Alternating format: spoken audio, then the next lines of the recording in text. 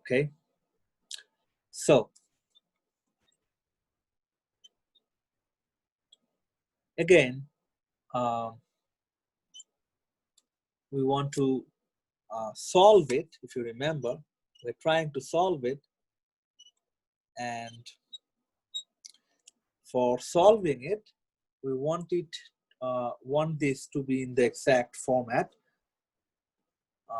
Although we are almost halfway through that, all we need next is the first non-zero entry in the second row, which is this. We want this to be 1. Okay, we just want this to be 1. All right, how can we do that?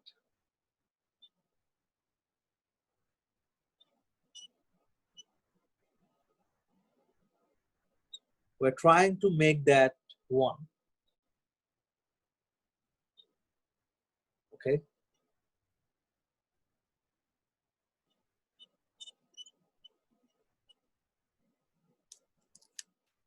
yeah, we can now, as you can see, now we can divide this by 2. Yeah, of course, we can divide this second row by 2.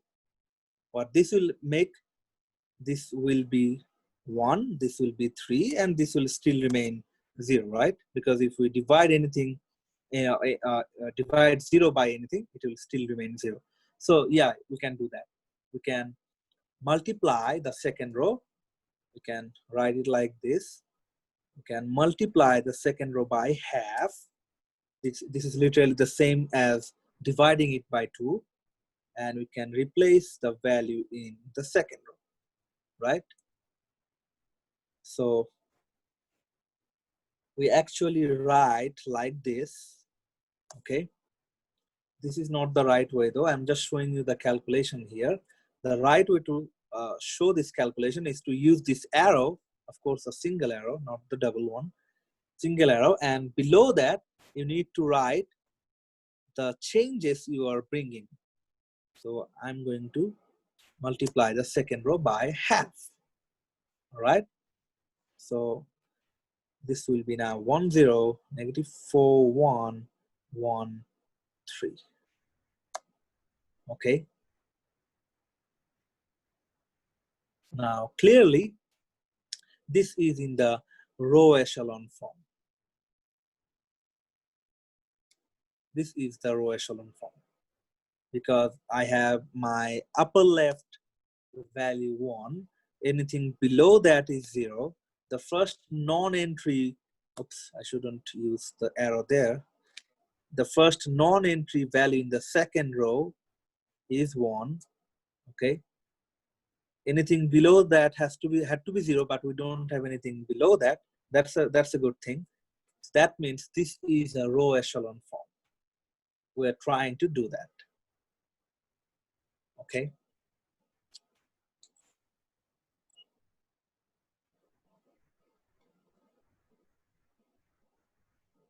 so now just the definition of row echelon form. If you have the file in front of you, the file of course from the resources, it says a matrix is in row echelon form when the following conditions are met. The entry in row 1 column 1 is 1. That means this guy, the upper left value, row 1 column 1 is 1, and only zeros appear below that. As you can see, only 0 appear below that. Next, the first non-zero entry in each row after, oops, let me mute him. Okay. The first non-zero entry in each row after the first row is a 1. So after the first row, we have the second row, which is this. And as you can see, the first non-zero entry is also 1. So if our second value is 0, then it's not in the proper form. Column 2, row 1. Column 2, row 1. This one? This -4 you're talking about? Oh, we're not really bothered about that. That can be anything. We don't really, at least now, we don't need that. We'll actually go there, because if we have a 0 there, that actually means something else. We'll actually go there. But for now, for the row echelon form, we don't really, we don't need to be worried about that. Okay. Okay. Then, and okay, this is the first non-zero entry in each row after the first row. First row is a 1, and only 0 appear below this. Fortunately, we don't have anything below this. And 1 appears to the right of the first non-zero entry in any row above. Yeah, that's again the same thing. Only 1 can appear to the right of the first non-zero entry, as we have said. Okay, next one is any rows that contain all zeros to the left of the vertical bar appear at the bottom. So what does that mean? So it says any rows that contain all zeros to the left of the vertical bar. Now, where is the vertical bar? This is the vertical bar, right? And it says if we have, fortunately, we don't have that question, situation here, but it says if any row that contain all zeros left to this green, or rather the vertical bar, has to be at the bottom. So we don't have this situation, as I said, but if these values, all of these are 0, then it would have been in the last row. You'll soon see one example of that as well. Okay. Excuse me. All right. Next, we want to see how can we solve a big system of linear equation quite easily by just doing these row operations, by just getting the row echelon form. Okay. Okay. Now, they didn't really show that, but as I said, I'll say that although you don't need it in this chapter, the thing is we also have another thing which is called reduced row operation. Okay, and for that reduced row operation, everything, let me erase this first. Everything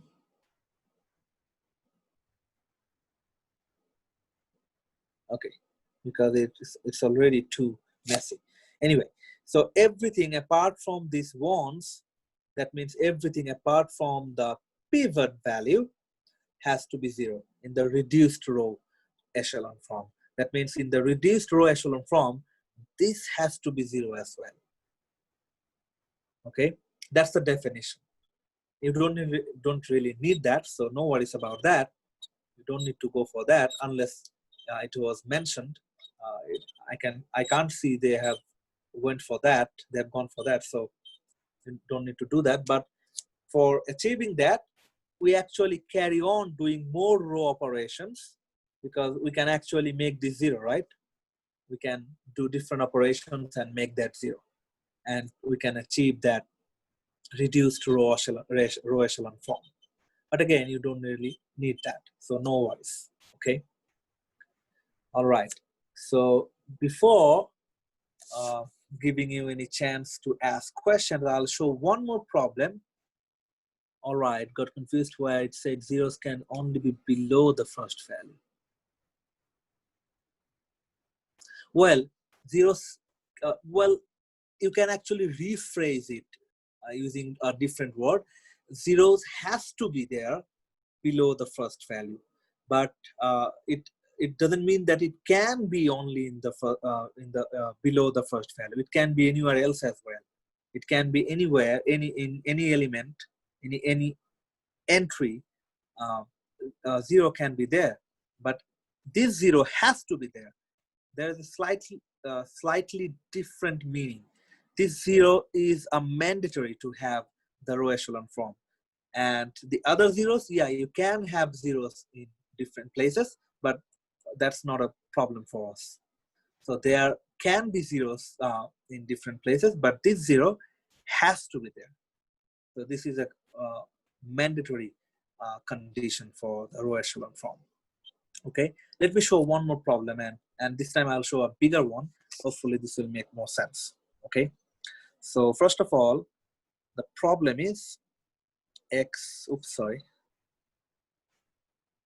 minus 2y plus 3z is 7, 2x plus y plus z is 4, okay, and 3x plus 2y minus 2z is negative 10. All right, so first of all, we want to write the augmented matrix from it. So how does the augmented matrix will look like? How will this look like? Let me draw the general format. Okay, so as you can see from the previous problem, we'll just take the coefficients from the equation. So in the first row, the coefficient of x is 1, the coefficient of y is negative 2, and coefficient of z is 3. And you need to maintain the consistency, okay? If it's not written in this format, you need to rearrange in a way so that all the x's and y's and z's are actually in the same column. Otherwise, your assumption, your calculation will be wrong, okay? So for your convenience, you can write like this, but after that, you need to erase this as well.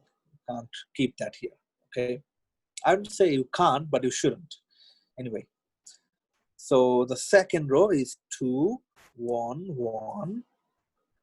And the third row is negative 3, 2, and negative 2. Okay? You just need to take the coefficients. And for the value in the fourth column, the last column after the vertical bar is the constant terms on your right. Okay?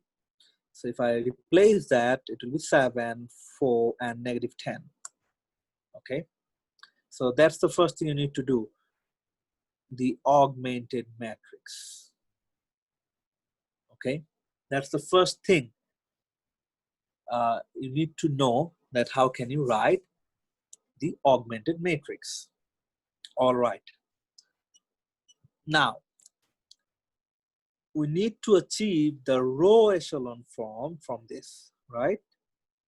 And for that, again, we'll use some different operations, row operations, and get that row echelon format. So once again, this is 1. We don't need to worry about that. We don't need to do any calculation, do any further calculation for that. The next thing we need to do is to make this 2 0, right? Because any value below that has to be 0, if you remember, right? So these two have to be 0. Now, how can we make that 0? So first of all, I need to put this arrow under this. I'll write the operations, the changes I'm going to bring. So first of all, I can see if I just multiply the first row by negative 2 and add that with the second row, my the second row, the first value of the second row will become 0. Can you see that? If I just, let me write it for you. If I just, so it will be my new R2. New R2 will be, if I just multiply the first row by negative 2, and then if I just add the second row with it, as you can see, negative 2 times 1 will be negative 2, plus 2 will be 0. So clearly, this will become 0. What about the second value? So if you multiply -2 by -2, it will be +4. If you add +1 with that, it will be +5. So the second value will be +5. Okay. What about the third element? So if you multiply this by -2, it will be a -6. If you add +1 with that, it will be a -5. Okay. Now we are up to this 4.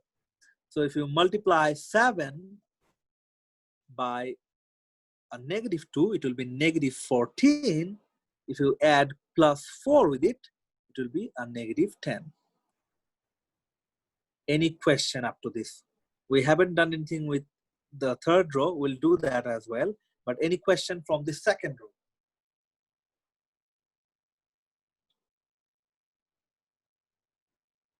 Anything, any confusion you have? So clearly you can see this is quite easy. If you know how can you bring the changes, it's quite easy. You have 2 here. You need to make this 0. If you just multiply the first row by -2, you will get, and if you add that with the second row, you will actually get a 0, right? If you understand this, as I'm assuming, because I can't see any question from you guys, can you see what should you do for the third row? Because we want to make this 0 as well, right? We're trying to make this 0 as well. What should you do? Don't look at the answer. You have it in the file.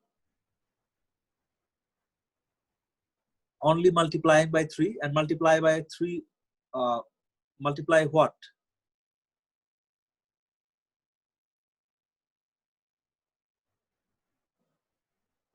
Which row you are trying to multiply and what else?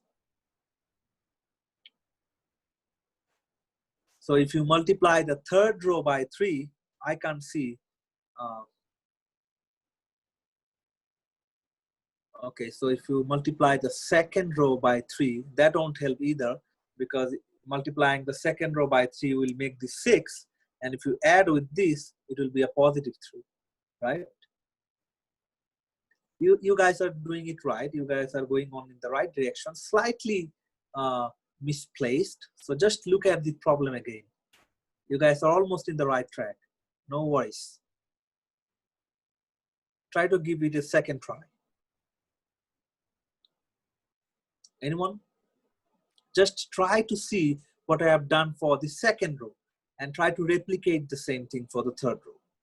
It's quite same, quite similar.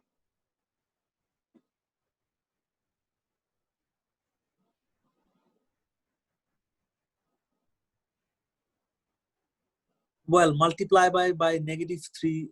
Multiply what by -3? That's quite ambiguous.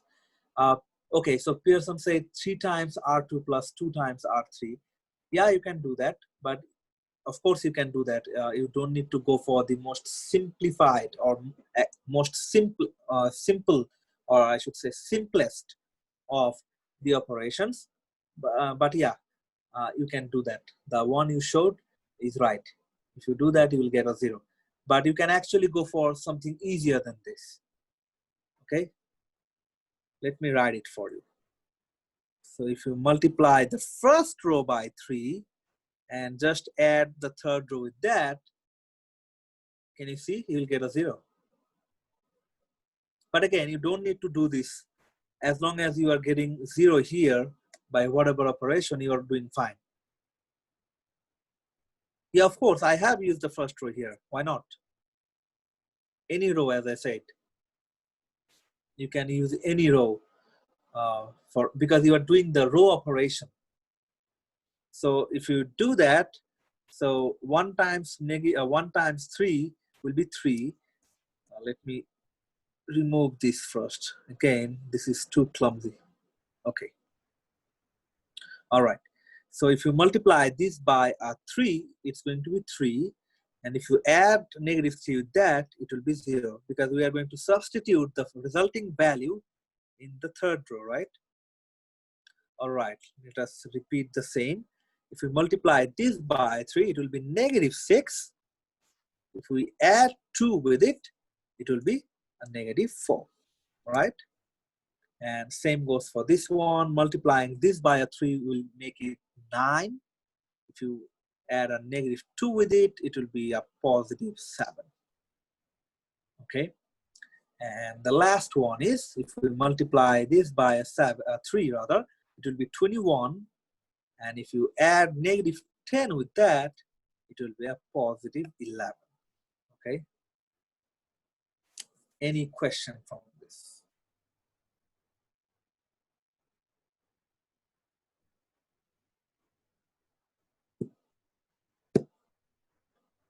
So our first target is achieved. We have successfully got zeros under this pivot element. I'll use red to mark the pivot element, okay, from now on. All right. No, looks like no question from this. So now, what's the next thing we need to do? We need to check each row after the first one, and we need to convert the first non-zero entry to 1. So in the second row, let me erase this. This is our second row. The first non-zero entry is this, right? And all we need to do is to make this entry 1. That means we'll try to convert this 5 into 1. Okay, that's the first thing we need to do. All right, how can I do that? Anyone? No, dividing 5 is not a good option because, well, you can do that, of course, but what it will do, it will create fractions here. And soon you will see we'll need to add this row with the third row. So adding, or rather, solving fractions is not what we want. You can do that, of course. You can always do that and you'll get the same result. But as a mathematician, we want to make it easier.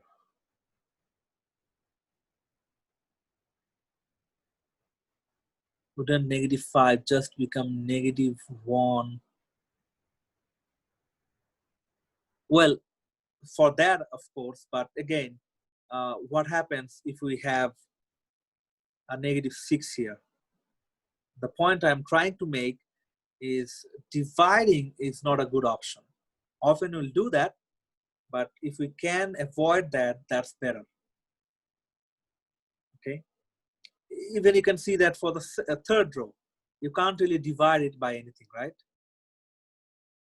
So we want to see the generalized thing, because you can always divide and make it 1, but that's not a good option. If it's the only option, then you can use that. Anyway, that's a good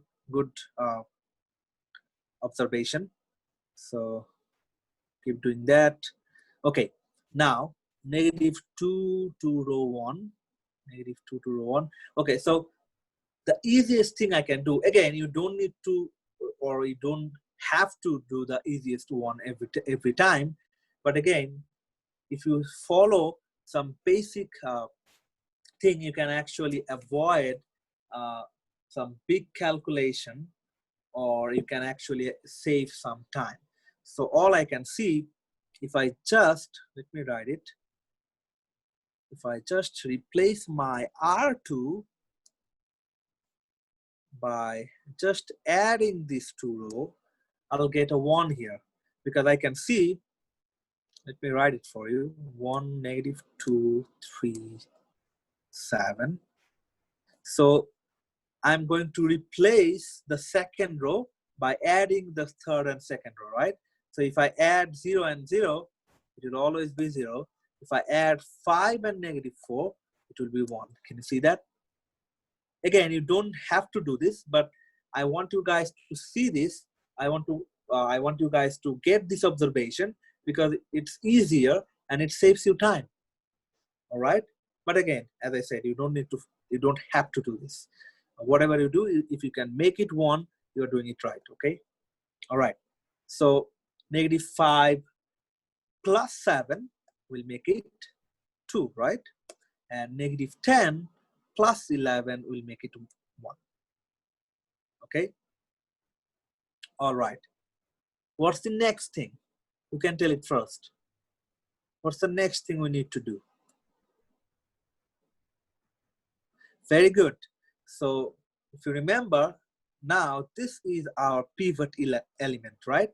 The first non-zero entry in the second row. And anything below that has to be 0. So very good, yeah. So -4 has to be 0. That means this entry has to be 0. So somehow or other, we'll try to make that 0. Okay? Okay. Now how can we do that? So again, we can follow different rules. We can do different things.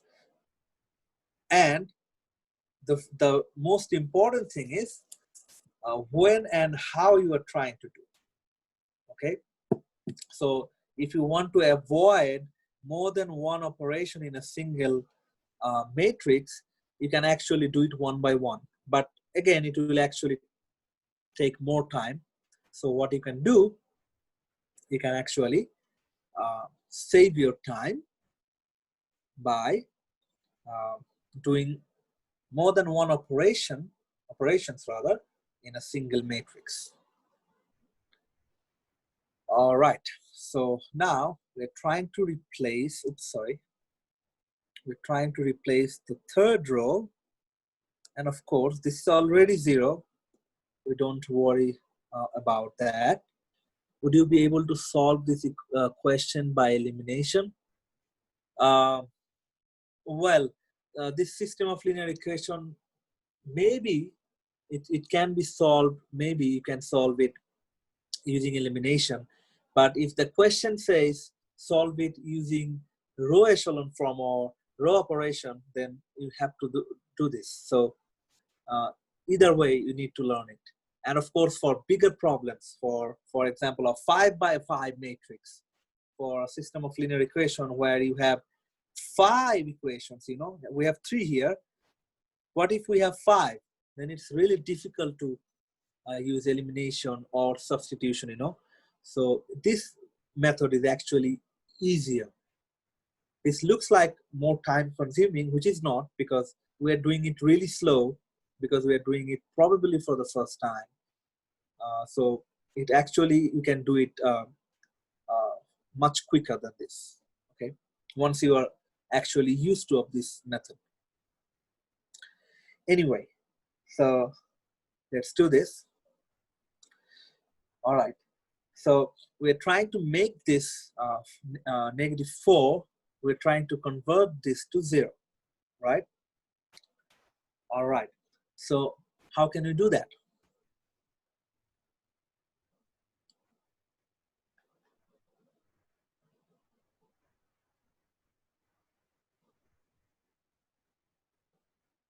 So first of all, as we're trying to make this, how should I say, 1, so what we can do, we can actually multiply our second row now, which is 1. So we can multiply the second row by 4, and we can add the third row with that. Can you see what's going on? If you multiply the second row by 4, this will become 4. And if you add that with this -4, this will make this 0. Can you see that? And similarly, if we multiply this by 4, if we multiply this by 4, this will be 8. And adding 7 with that will make this 15. Okay. Same goes for this one. 4 times 1 is 4, plus 11 is 15. Okay. All right. Okay. Next, what's the next thing we need to do? Again, the same thing. The first non-zero entry in the third row, which is this, we have to make this 1. Okay. We have to convert this to 1. And as we have 15 on our right as well, now it's quite trivial that we can actually divide or excuse me, we can actually multiply 3 by 1 over 15. So what this will do, every other element will be the same, 7, 1, 0, 0. If you multiply this by 1 over 15, this 2 will also become 1. Okay. Okay, so 3 equals -5 R1 plus R3 would also work, but the last element would be different though. Which one? For making this 1, for converting this to 1. Okay, so let me see. You are saying that if we multiply row 1 by -5, so it will be -5 plus row 3. So this will be 0, no problem. So this will be -10 plus 0. Oops, sorry. Okay, no. So the problem is, look, if you multiply the first row by -5, and if you add that with the third row, this won't remain 0. Can you see that? This will actually become a -5. So you can't really do that. Okay. All right. So now this is the row echelon form we were looking for. We can actually go further to get the reduced row echelon form, but as I said, for this particular course, you don't really need that. So now from this, we want to solve our problem. Now, as you can see, 1 equals 1. Now, this is actually the coefficient of a particular variable. Now, if you remember, the first row was actually for x, second row was for y, third row was for z. So what does this 1 stand for? Can you see? So this is actually 1 times z equals 1. Can you see that? We are just going in the reverse direction now. We have started from here where we started with started the problem by taking the coefficients, right? And now we are plugging it back. So this third column is for z. So the coefficient is 1. That means 1 times z equals to whatever we have on our right. So z is actually 1. We have solved at least one variable. Can you see that? Secondly, we can see y and z here. So 1 times y plus 2 times z is actually 1.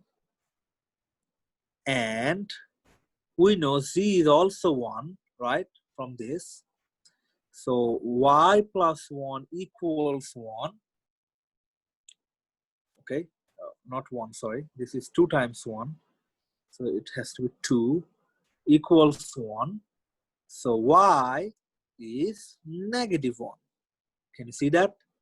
Just normal algebra here. And we have x, y, and z here. So 1 times x minus 2 times y plus 3 times z. I'm just taking the coefficients back again. Can you see that? Equals to 7. y is -1, z is 1. So x plus 1 plus 3 equals 7, x equals 3. Is it? 2 times 1. Oh, sorry. Again, I'm doing the same mistake. It's actually 2, not 1. So x is actually 2. Yeah. Because it was 2 times 1, right? Yeah. So our solution set is, I'd first rather write the solution, then I'll show the solution set. So this is the solution for the system of linear equations you had. Okay, or you can write, sorry.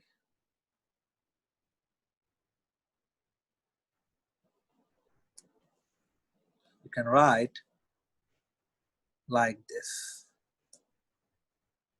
This will also mean, because this is a triplet, or we say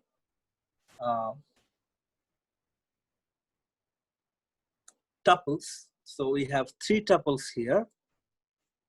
And this always means the first element is for x, the second element is for y, and the third element is for z.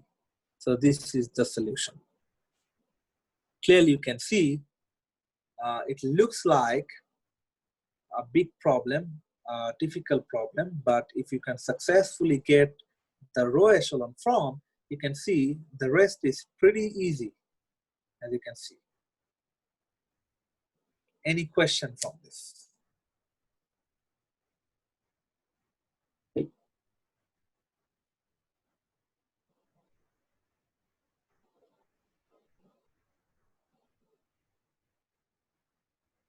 Where?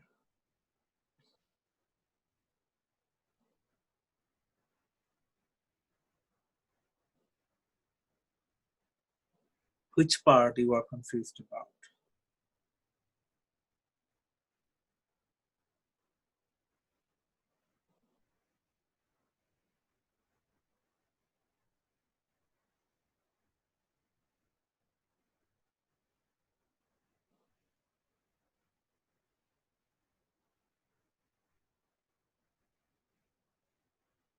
So when we take the new equations, row 1 is solved for x, and row 2 is for y, and so on. Yeah, that's the idea actually, because as you can see, we are trying to reduce, or rather we're trying to increase the number of zeros in each row. As you can see, the number of zeros is here. We don't have any zero. We have 1 0 here. We have 2 zeros here. We're trying to increase the number of zeros. That means we are trying to reduce the number of variables in each row. So that means we're trying to, if possible, we're trying to, not if possible, we have to make it possible, because that's the definition of row echelon. This always has to be 1. So you can actually start going backwards to solve our problem. Right? This has to be always 1, the entry, because the first non-zero entry always has to be 1. If we do that, we can actually solve it. But that's not what you need to remember, because you can actually see that this one is for z, start doing it for z, and just go backward. You don't need to remember whether it's working for x, y, and z, because often your variables might look like this: x1, x2, x3, and all that, right? So all you need to do, get the row echelon form, and then start from the end.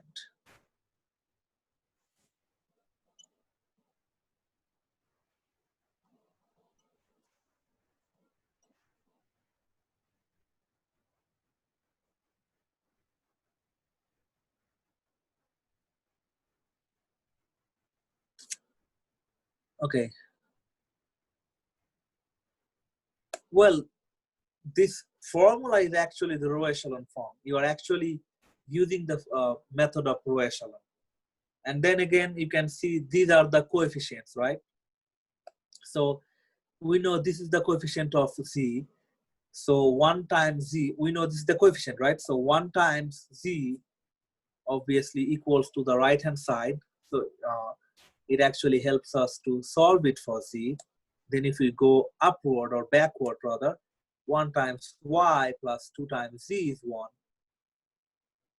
We know the value of z, we can plug it back, get y. Same goes for the first row, 1 times x minus 2 times y plus 3 times z equals 7.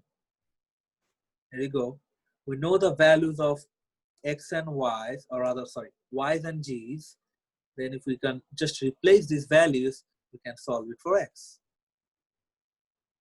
Normal algebra, right? Change sides, isolate the variable, and solve it.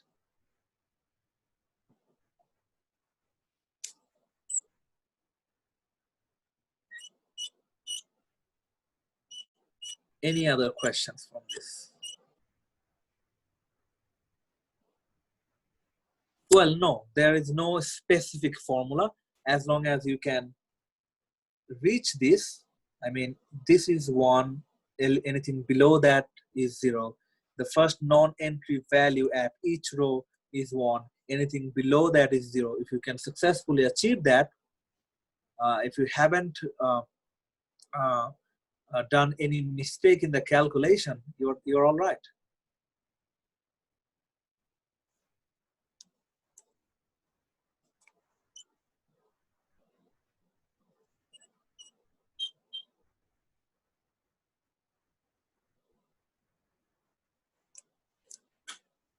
Okay.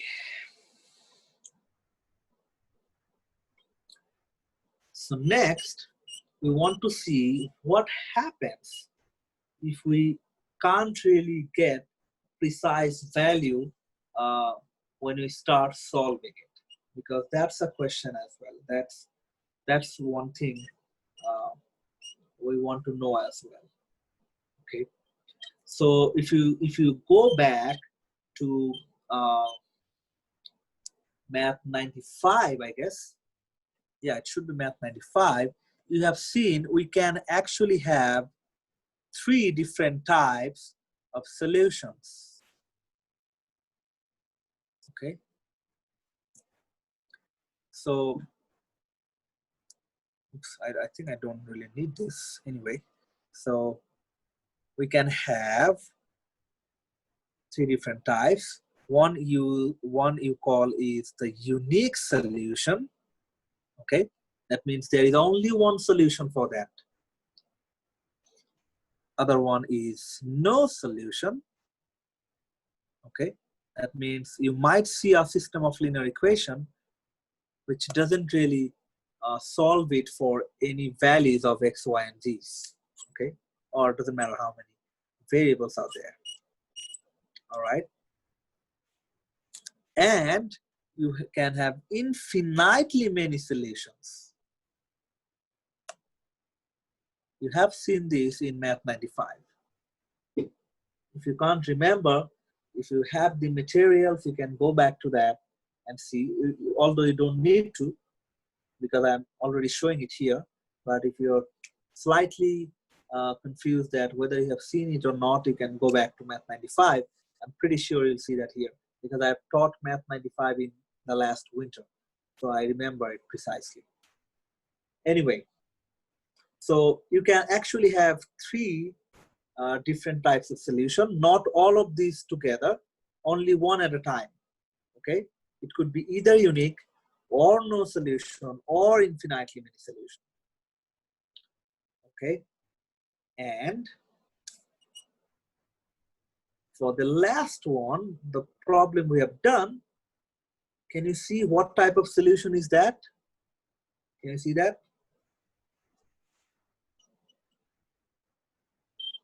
Unique, yeah, very good. You can see we only have one tuple which actually solves the system of linear equation, right? So it is the unique solution for the problem we started with. Okay, now We want to see what does what does the problem look like? What does the echelon, row echelon form look like for each of these? Because for either of these, the first thing you need to do is to get the row echelon form. Always, because you can't really eyeball a problem and say, hey, this will have a unique solution, this will have no solution, or this will have infinitely many solutions. You can't really eyeball and say that. So for any problem, the first thing you need to do is to achieve this row echelon form. And fortunately, in the row echelon form, you'll see three different formats for this. So what it means, if you have achieved, if you have reached the row echelon form, then you can actually conclude, then you can actually decide that which type of solution it will have. How do you know it's not unique when you solve in for row echelon? Again, as I said, you don't know anything. First of all, you need to achieve row echelon form. You need to get that row echelon form. And after you reach that row echelon form, for either of these, you will have actually different cases. So now what I'll do, I'll show what happens in the row echelon form for the unique case, for the no solution case, and for the infinitely many case. Again, what I'm saying is, if you have achieved the row echelon form, then you can actually eyeball that and say that, yeah, I'm going to get unique solution, or yeah, I'm going to get infinitely many solution, or the other one. You can actually eyeball it then. But first of all, you need to achieve this row echelon form. Let me show how does this look like, then I think it will make more sense, okay? All right, so let's start this. What is that? I want to just show, okay, yeah. So first of all, if you have a row echelon form like this, where your last row is all zero, where your last row is all zeros rather. If you get any of this, any row echelon format like this, as I said, you first need to go for the row echelon form. You need to make these operations, row operations, make those conversions, and get the row echelon. After you get row echelon, if you see that all the entries are zero, that means you can't really make it one, unlike the first one, where we are able to make it one. Okay? If you achieve a row echelon form where this is also zero, that means all the entries in the last row is zero, then we can straight away, you don't know the solution though, but you can say that we'll have infinitely many solutions. If you just get this. This is not the solution though. This is just telling me how many solutions are there. You still need to solve it using the same process here. You still need to follow the same process like this, okay? But what it means, we'll have infinitely many solutions. Of course, I'll show one problem like this as well, but first I want to show you guys how does it look like.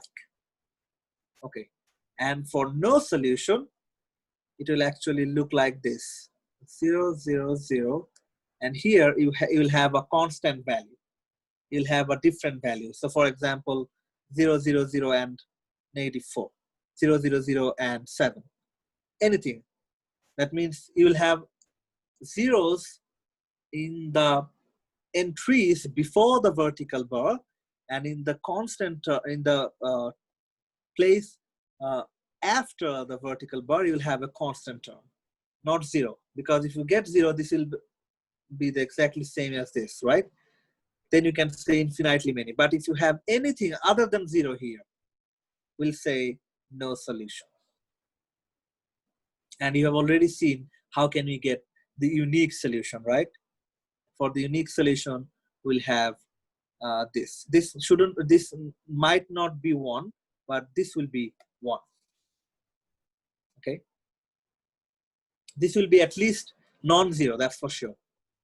Because if it was the 4th column, it doesn't, it may or may not be 1, but it would have been definitely a non-zero. So what it means, let me write that as well. For unique solution, you will have a non-zero element here. Okay, you'll have a non-zero element here, and that way you can say we have a unique solution. So first of all, let me just give you a quick recap. When you are done with the echelon form, if you get this entry as non-zero, you can say we have unique solution. Okay, if you get this as 0, all the entries as zeros, and the entry after the vertical bar as a constant, anything other than 0, we'll say we don't have any solution. And for the entries like this, where the last row is all zeros, we'll say we have infinitely many solutions. Okay, that's how we can decide how many solutions are there. We still need to solve it though. Although if we don't have solution, if we have any formation like this, then we don't need to solve it. We can't really solve it. But for the other two, we still need to solve it. So we have already seen one example of the unique one. Let's just see one example of each for the no solution and the infinitely many solution, right? Let's see that. Okay. So let's take one example. Which one should I take? Okay, let's try this one. So x minus 2y plus z equals 5. 2x plus y minus z equals 0. Negative 3x plus 6y minus 3z is negative 15. X minus y minus z is negative 4. Okay, so that's your system of linear equation. So the first thing is we want to get the augmented matrix.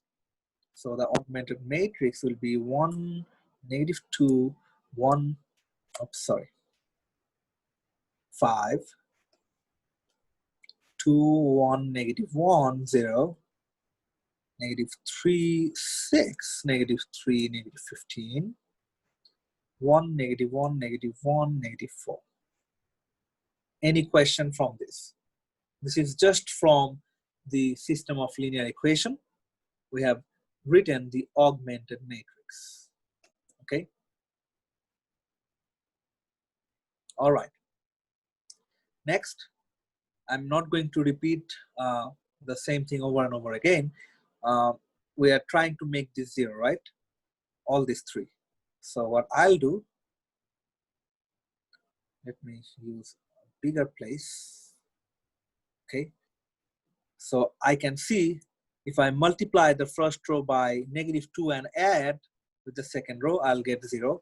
If I multiply the first row by 3 and add with the third row, I'll get a 0.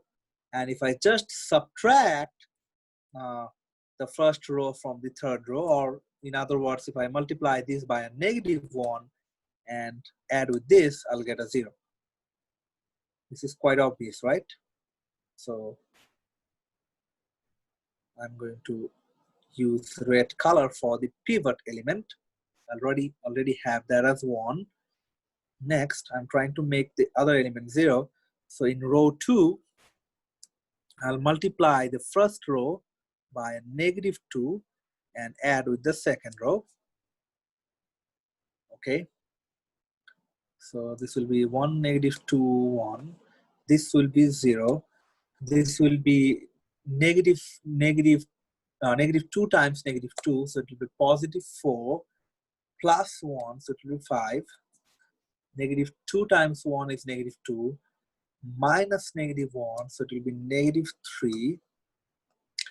Negative 5 times negative 2 times 5 is -10. Plus 0 is -10, right? So that's the second row. For the third row, we can just multiply the first row and add with the third row, okay? So this will be 0. This will be -6 plus 6. This will also be 0, okay? And this will be -3, -3, positive 3, -3. This will be 0 as well, okay? And it will be positive 15, -15. This will be 0 as well, okay? That's the third row. For the fourth row, we are going to just add this first row. Before we do that, we'll multiply the first row by -1, okay? And we'll just add with the fourth row. So this will be 0. So -2 times -1 is positive 2, minus -1 is a positive 1, right? And -1 times positive 1 is -1. Now minus -1 is a -2. This is -5, this is -4. So this will be -9. All right. Now, can you see anything that's giving you a headache? Can you see any row? Can you see any element? No, that's not a headache though. We can still do that. But can you see anything which looks awkward? Can you see anything that doesn't look right?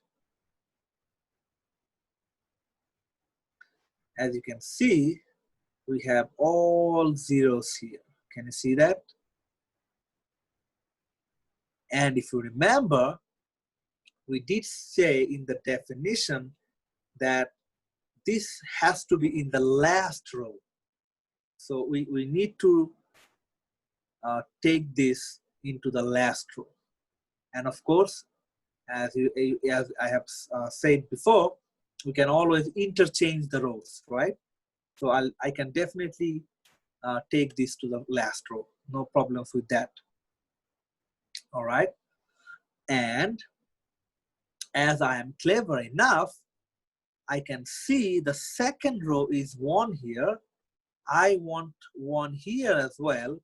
So what I'll do, I'll take this fourth row to the second row. I'll take this second row to the third row, and I'll take this third row to the fourth row. Okay, I'm just repeating here. So what I'll do, our new second row will be the fourth row, okay? Our new third row will be the second row. And our new fourth row will be the third row. Let's see, why does this make sense? So the first row, we are not doing anything with that. We'll keep that as it was. I'm going to take the fourth row to the second place. So the fourth row is this. So now it will be 0, 1, -2, -9. Okay, I'm taking this fourth row to the second row. And the reason behind this is because this is helping me to achieve 1 in the first non-zero element without any hassle. Okay. And of course, I'm going to convert this to, or rather take this to the fourth row. Soon you'll see that. My new third row will be the previous second row, which is this. So it will be 0, 5, -3, -10. And of course, I'll take my third row to the new fourth row, which is 0, 0, 0, 0. Okay, as you can see, without doing any calculation, I'm almost done, because now all I need to do is to make this 0. This will actually help me to achieve my row echelon form.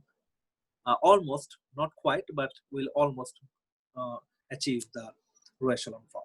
So now we want to make this one. What can you do? Clearly, as you can see, this is 1.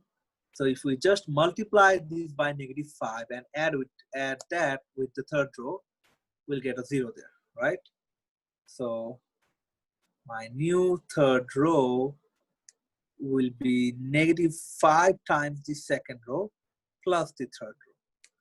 So I'll replace my third row by this operation, okay? So the first 2 rows will remain the same. 0, 1, oops, 1, -2, -9, okay? And this will be 0. So we are multiplying this by -5. -5 plus 5 will be 0. We're multiplying this by -5. So it will be plus 10 minus 3 plus 7. -5, -9 is positive 45. Minus 10 is positive 35. And we have all zeros in the fourth row. Okay. As you can see, although we started with a big problem, after spending just quite a few minutes, we are almost we have almost achieved the row echelon form. The only thing missing is we want to convert the first non-zero entry here to 1, right?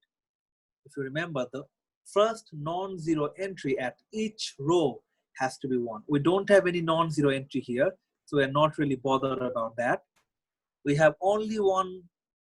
Of course, we have 2 non-zero entries here, but we want to convert the first non-zero entry to 1, right? We're not really bothered about the right-hand side. The first non-zero entry here is 2, is 7 rather. We want to make it 1. And of course, as both of these are divisible by 7, now I can actually divide it by 7 or multiply by 1/7. So now my new R3 would be 1/7 of the previous R3. So it will be 1, -2, 1, 5, 0, 1, -2, -9, 0, 0. As we are dividing this by a 7, it will be 1. Dividing this by 7 will be 5. And we have zeros everywhere. So this is the row echelon form, because you can see the pivot element, the first non-zero entry at each row is 1, and anything below that is 0. Can you see that? That's the row echelon form. And we can see the last entry is all zeros, which looks like this, all zeros. So we can conclude how many solutions will be there? As you can see, we can eyeball this, right? We'll have infinitely many solutions. Very good.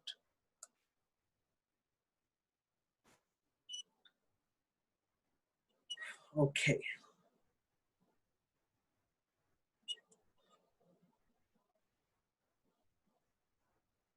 So, can we solve it now? Yes, of course, we can solve it.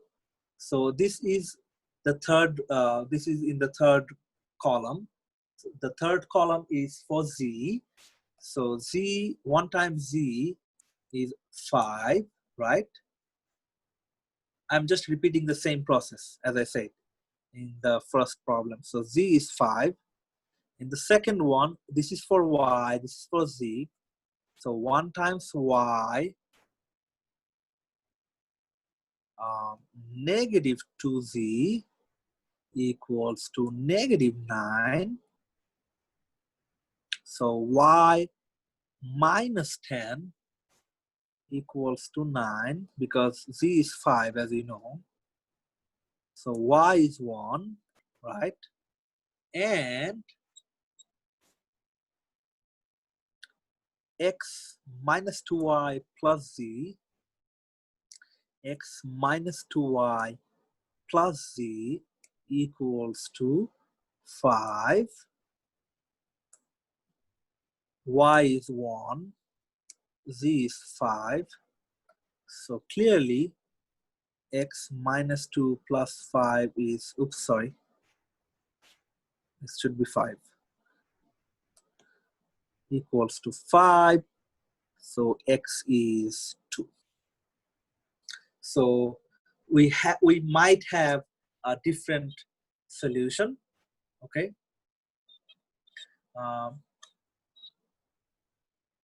But this is definitely one solution which we can use. 2, 1, 5. This tuple is also a solution. One of those infinitely many solutions, okay? One of those infinite solutions.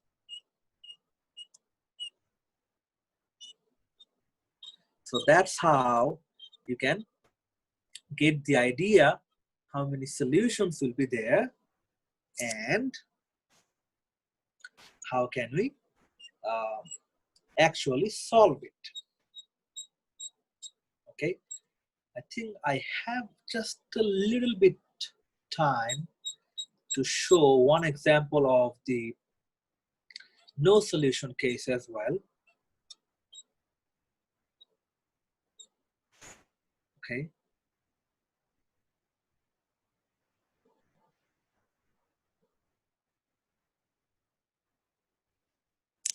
Let me see if we have any problem like that as well. If we have a problem with no solutions, we can probably see that. Okay, let me see.